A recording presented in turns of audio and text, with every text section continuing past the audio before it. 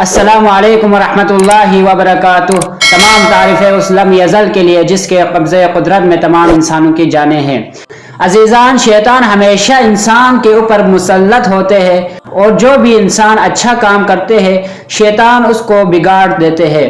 عزیزان گرامی، جس شخص کے پاس کسی کا امانت ہو تو وہ اپنے امانت میں خیانت نہ کرے اور اسے جلدی لوٹا دے۔ جس شخص کے پاس امانت رکھی ہوتی ہے شیطان اپنے 100 شیاطین کو اس کے اوپر تعینات کرتے ہیں تاکہ وہ شیاطین انسان کو وسوسے میں ڈالے اور اس کی امانت میں خیانت کر سکے، لیکن خداوند متعال ان لوگوں کو شیطان کے شر سے محفوظ رکھتے ہیں جو امانت میں خیانت نہیں کرتے ہیں اور امانت کو جلدی لوٹا دیتے ہیں۔